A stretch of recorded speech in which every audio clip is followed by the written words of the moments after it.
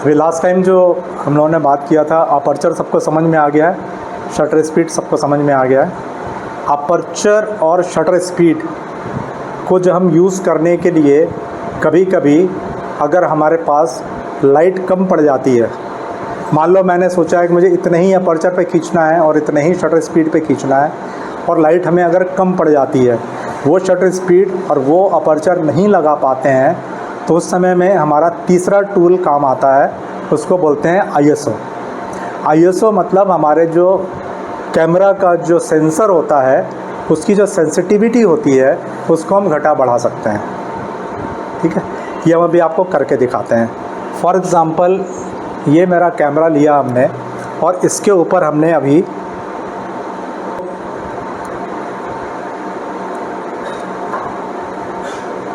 एक डायफ्राम लगा दिया हमने।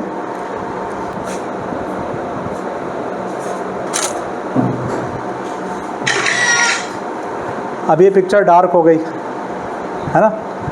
अब मुझे इस पे ही फ़ोटो खींचना है, मान लो मुझे कुछ भी चेंज नहीं करना है।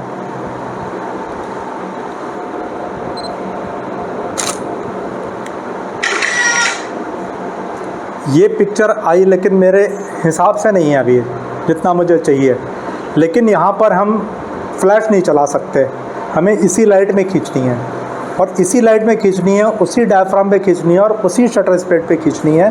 तो हमारे पास एक ऑप्शन बचता है कि हम फिल्म, हमारे जो सेंसर है उसकी सेंसिटिविटी को बढ़ा देते हैं, और जो सेंसिटिविटी है उसको कहलाता है आईएसओ। अभी हमने जो फ़ोटो खींची है वो खींची है 500 आईएसओ के ऊपर। अब इसकी हम आईएसओ रेंज बढ़ाते हैं, फिर देखते हैं क्या होता है। ये 500 का डबल कर दिया हमने 1000 पे जो हमने खींचा थोड़ा सा इम्प्रूवमेंट हुआ है ना।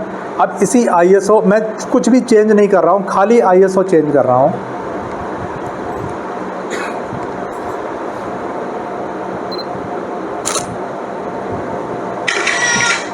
और चेंज हुआ, लाइट वही है, सब कुछ सिस्टम वही है, लेकिन लाइट के हिसाब से मैंने कुछ और चेंज नहीं किया, क्योंकि मैंने बताया ना कि किसी वजह से मुझे डिसाइडेड है कि मेरे को इसी डायफ्राम पे खींचनी है और इसी शटर स्पीड पे खींचनी है, उसको मैं चेंज नहीं करना चाहता हूँ, तो मैं उस कंडीशन में खींचने के लिए आईएसओ से कंट्रोल करूँगा।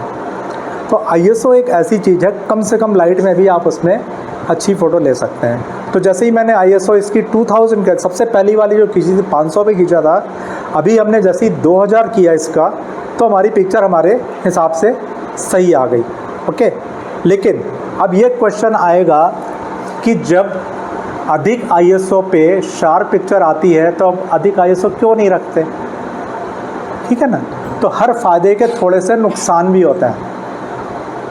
जैसे जैसे आप आईएसओ बढ़ाते जाओगे वैसे वैसे आपके चेहरे का जो रिजोल्यूशन होता है, जो ग्रेन्स होते हैं इसके अंदर, सेंसर के अंदर, जब आप उसको ब्लो अप करोगे, थोड़ा सा उसको एनलार्ज करोगे, तो आपको बहुत छोटे छोटे छोटे पार्टिकल्स चेहरे पे दिखाई देंगे।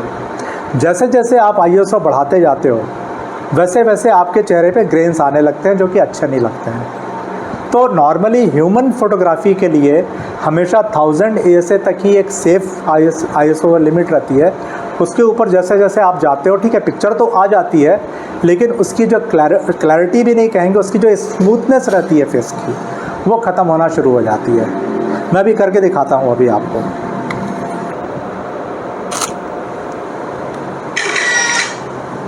तो ये जो फ़ोटो है, इसको जब मैं एनलार्ज करता हूँ तो स्किन का ये देखना, यहाँ पे ब्लैक ब्लैक ब्लैक ब्लैक दिखाई दे रहे हैं, ये छोटे छोटे छोटे पार्टिकल्स दिखाई दे रहे हैं, दिख रहा है ये? नाक के ऊपर देखो। अभी और दिखाता हूँ तुम्हें, तुम्हारी फ़ोटो खींचता हूँ, देखो।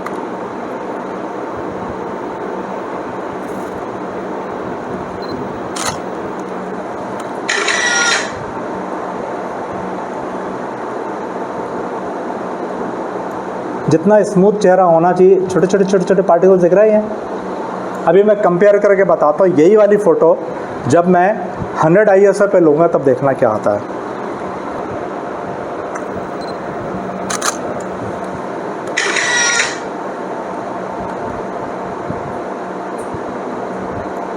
चेहरे पे कुछ सॉफ्टनेस दिखी क्या?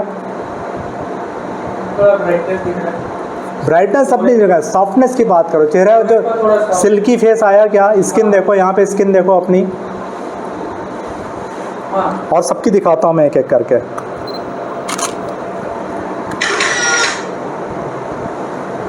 ये वाला फेस देखना, ठीक है? इसमें चेहरे की जो एक एक स्किन है, इसमें कहीं भी आपको ब्लैक स्पॉट नज़र नहीं आएंगे और एक स्मूथ फेस दिखाई देगा। लेकिन जैसे ही मैं आईएसओ बढ़ा देता हूँ,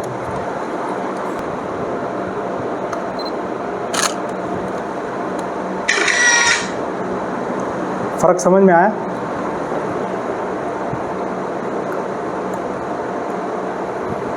ये नहीं दिख रहे ब्लैक स्पॉट्स?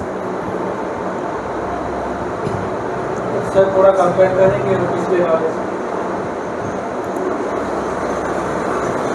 यहाँ पे टोन ज़्यादा सही, यहाँ पर थोड़ा वाइट वॉश हो गया। ये वाला फेस देखो तुम्हारा, और इससे पहले वाला फेस देखो, ग्रेन ज़्यादा है, चेहरे पे एकदम स्पॉट्स आ जाते हैं। जैसे जैसे आप आईएसओ बढ़ाते जाते हो वैसे वैसे चेहरे के ऊपर स्पॉट्स आना शुरू हो जाते हैं। तो नॉर्मली हाई आईएसओ तभी यूज़ करना चाहिए जब आप किसी बिल्डिंग की फ़ोटो खींच रहे हो, या किसी आर्कियोलॉजिकल से आप किसी केव में गए हुए हो, या किसी म्यूज़ियम में गए हुए हो जहाँ पे आपको फ्लैश तो अलाउड रहती ही नहीं ऐसी जगहों पे, और लाइट बहुत कम है। लाइट बहुत कम है, आपने अपने कैमरे का बड़ा से बड़ा डायफ्राम लगा दिया, उसके बाद ही पिक्चर नहीं आ रही है, तो आप आईएसओ बढ़ा देते हो तो पिक्चर तो आ जाएगी, लेकिन उसके अंदर जो ग्रेन्स हैं वो ज़्यादा आ जाएंगे। तो ठीक है, मॉन्यूमेंट्स हैं या कोई स्कल्पचर है या कुछ इस तरह की चीज़ है, उसमें अगर ग्रेन्स आ भी गया तो फ़र्क नहीं पड़ेगा। लेकिन जैसे आप किसी ह्यूमन बीइंग की फ़ोटो खींच रहे हो तो उसमें अगर आपके वो बढ़ जाते हैं, पार्टिकल्स बढ़ जाते हैं, तो बुरी लगती है। इसलिए कोशिश ये करो कि जब भी आप किसी ह्यूमन उसकी फ़ोटो खींच रहे हो तो आपको आईएसओ बहुत ज़्यादा नहीं जाना चाहिए, आप अपनी लाइट को स्ट्रॉन्ग करो। तो आईएसओ का बेसिक प्रिंसिपल मैं बताता हूँ से, आप अगर आउटडोर में फ़ोटो खींचने गए हो, आउटडोर में फ़ोटो खींचते समय ब्राइट सन है अगर आपका, तो आप 100 आईएसओ, मैक्सिमम 200 आईएसओ रखो, ज़्यादा मत रखो, उससे ऊपर ज़रूरत ही नहीं है वहाँ पे। आईएसओ तब बढ़ाया जाता है जब लाइट का सोर्स बहुत कम हो, वीक हो। लेकिन जब ब्राइट सन है, अगर अच्छी खासी लाइट हो, उसमें अगर आपने ज़्यादा आईएसओ लगा के पिक्चर लेने की कोशिश की तो पिक्चर आपकी बर्न हो जाएगी। बर्न मतलब फोटोग्राफिक लैंग्वेज में बर्न मतलब ये होता है कि इतना ज़्यादा उसमें वाइट जैसा हो जाएगा कि आपको बिल्कुल पिक्चर पसंद नहीं आएगी। जो नेचुरल कलर्स हैं फिल्म के, मतलब जो ऑब्जेक्ट के, वो आना बंद हो जाएंगे। तो आउटडोर में जब भी आप फ़ोटो खींचो तो आप हमेशा कोशिश करो कि 100 से 200 आईएसओ के बीच में ही फ़ोटो खींचना है। अब कल को आप प्रोफेशनल फ़ोटोग्राफी करना शुरू करोगे तो एक चीज़ का बिल्कुल ध्यान रखना कि नॉर्मली हमसे कहाँ गलती हो जाती है, हम इंडोर में जब जाते हैं तो आईएसओ चेंज कर देते हैं, 1000 कर देते हैं, 1200 कर देते हैं, और बाई चांस अगर हमें बाहर जाके फ़ोटो खींचना हुआ उसी समय तो हम उसी 1200 के ऊपर फ़ोटो खींच देते हैं। वो गलती कभी मत करना। जैसे ही आप इंडोर से आउटडोर आते हो, इमीडिएटली आपको अपना आईएसओ चेंज करना है। पिक्चर तो आएगी, आपको उस समय पता नहीं चलेगी, क्योंकि छोटे से उसमें जब आप पिक्चर लेने के बाद ऐसे करके देखते हो ना, छोटे से उसमें व्यू में नहीं समझ में आता है कि पिक्चर के अंदर क्या हुआ और क्या नहीं हुआ। जब आप बाद में जब उसको अपने लैपटॉप पे देखते हो या कंप्यूटर पे देखते हो तब समझ में आता है कि दोनों पिक्चर में डिफरेंस क्या है। जैसे अभी भी हम जैसे फ़ोटो दोनों दिखा रहे हैं आपको, ऑल्दो जबकि एक कैमरे से काफ़ी बड़ी स्क्रीन है, उतना ज़्यादा फ़र्क समझ नहीं आ रहा जब तक कि हम उसको पूरी एनलार्ज करके नहीं दिखाते। तो इसीलिए जब भी आप ये याद रखना कि इंडोर में मैं खींचता हूँ तो भले मेरा आईएसओ ज़्यादा हो जाए, लेकिन जैसे ही मैं आउटडोर जाऊँगा मुझे हमेशा आईएसओ कम करना है। अगर आपने बाहर में 1000 आईएसओ पर फ़ोटो खींची तो आपकी पिक्चर में वो चीज़ नहीं आएगी जो 100 पे आ सकती है। जब आपकी लाइट इतनी सफिशिएंट है कि 100 और 200 पे ही बहुत अच्छी पिक्चर आ जाएगी तो आप उसको 1000 क्यों करते हो। और मैंने बताया जैसे कि वैसे भी आईएसओ बढ़ाने से हमेशा नुकसान होता है, फ़ायदा बहुत कम होता है, नुकसान ज़्यादा होता है। आईएसओ बढ़ाना हमारी एक मजबूरी है, आईएसओ बढ़ाना हमारी नेसेसिटी नहीं है। ये समझ में आ गया, नेसेसिटी और मजबूरी में फ़र्क है। हमारी ज़रूरत जब हो जाती है कि हमारा लाइट सोर्स कम हो गया है तो ही हम ISO बढ़ाते हैं। अगर हमारा अवेलेबल लाइट सोर्स अच्छा है तो हमें ISO बढ़ाने की ज़रूरत नहीं है। और ये बिल्कुल याद रखना कि जिस कम से कम ISO पे जितनी अच्छी फ़ोटो आएगी, जैसे जैसे आप ISO बढ़ाते जाओगे उससे अंदर कुछ ना कुछ आपको पेनल्टी लगेगी उस चीज़ की। अगर आपके कैमरे में 25 ISO है तो आप 25 पे लगाओ। हालांकि आजकल 25 ISO के कैमरे नहीं आते हैं। पहले के ज़माने में जब फिल्म्स हुआ करती थी तो 25 ISO की फ़िल्म भी आती थी। अभी मैंने मोस्टली देखा सभी कैमरे 100 से शुरू होते हैं, 100, 200, 500 और जो भी हो, तो आप 100, 200 एट द मोस्ट 500 तक जाओ। लेकिन अगर ब्राइट सन है आपका तो आप 100 पे जाओ, 100, 200 से ऊपर कभी मत जाओ। और जैसे ही आप घर के अंदर आ जाते हो, कमरे के अंदर आ जाते हो, हाँ अगर फिर फ्लैश से अगर काम कर रहे हो, फ्लैश में फिर अगेन आप ISO कम कर लो। लेकिन फ्लैश अगर मान लो दूर से खींचना है आपको किसी ऐसे फंक्शन में कि आपको लग रहा है कि मेरी फ्लैश वीक पड़ेगी, तो उस केस में आप ISO बढ़ा सकते हो।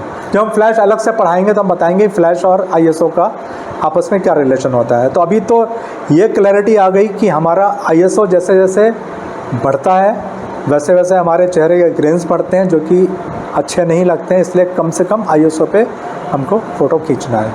तो हमारा अपर्चर कंप्लीट हो गया, हमारा शटर स्पीड कंप्लीट हो गया और ISO कंप्लीट हो गया। ये 3 चीज़ें ऐसी हैं जिससे कायदे से आपकी पूरी फ़ोटोग्राफ़ी ख़त्म हो जाती है।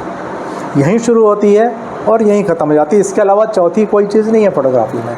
सारे आपके फ़ोटोग्राफ़ी के अंदर जो कंट्रोल्स हैं वो आपके इसी से आने हैं, ठीक है। ये ख़त्म होने के बाद अब हम आपको सारे कैमरा कंट्रोल्स बताते हैं, क्योंकि बिफ़ोर गोइंग फॉरवर्ड आपको कैमरे के बारे में मालूम होना बहुत ज़रूरी है कि कैमरा एग्जैक्टली क्या होता है, ठीक है।